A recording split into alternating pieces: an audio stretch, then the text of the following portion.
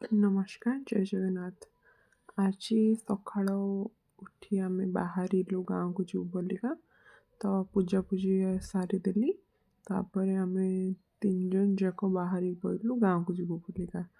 गाँव रे मम्मी अच्छा से मझी बड़ापा बड़ बो अच्छा सहित देखापी आ मम्मी को घर को लेकिन आसवाई आम बाहरलु।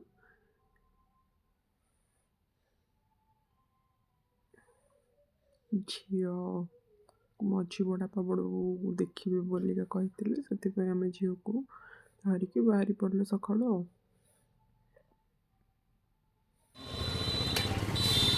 दहीबर आलू दहीबर आलू रे खाइले बहुत ही ज़्यादा टेस्टी था।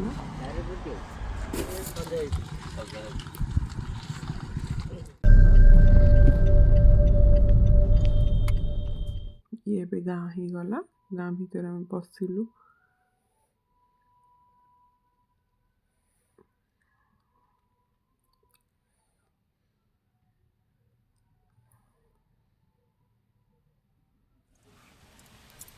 घर ही गला बड़ापा माछ तरकारी मसला कहले शिଳରେ बाटियो बोली शिଳରେ बटा मसला तरकारीटा भल लगे से बाईरू आनी बड़ बो शाग से भाजी कोसड़ा शागटा आलू बैगण पकईके भाजिले बहुत भल लगे से भाजी बहुत टेस्ट होता।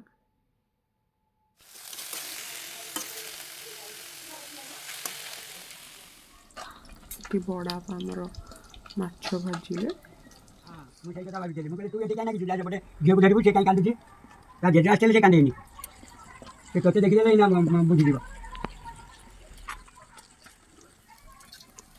बड़ापा आमर बहुत ही भल रोषे करते से कहले मो माछ भी भाजी माछ भाजी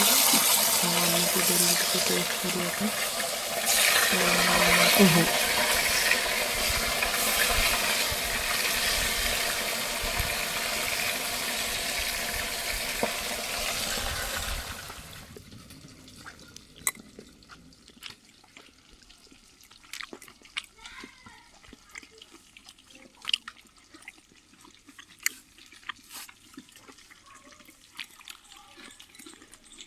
माछ पानी की टैंकी दिया दियो ना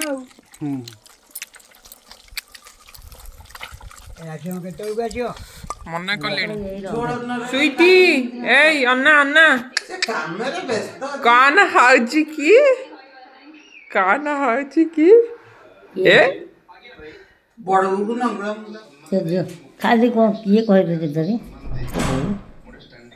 देखी मत दुसुनी बा तो भोगी किए जे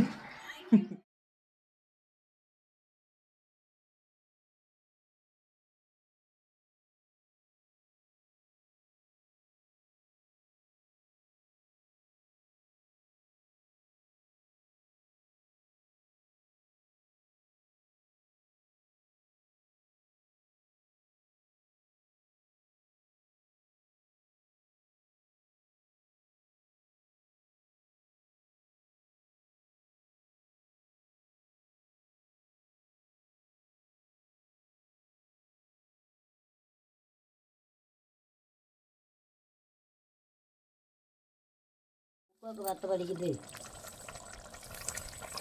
इठी हमर चल देरी हेलानी खाइबो गला आलू को माछ झोल आल देरी करनी खाइ दिया ଆଉ ଏଇଠି ଆମ ବାପ ଝିଅ ଠିଆ ହେଇଛନ୍ତି। ଦହି ଦେବି ହଁ ହଁ ଦେଉଛି। ଆମର ସମସ୍ତଙ୍କର ଖାଇବା ବଢ଼ା ହେଇଗଲା ବଡ଼ ବୋଉ ବଡ଼ବାପା ଏଇଟା ମୋର ଖାଇବା ମୁଁ ତ କାଟିଦେଲି ପିଆଜ ତ କାଟିଦେଲି ସବୁ ତ କାଟିକି ଦେଲି ରେଡ଼ି।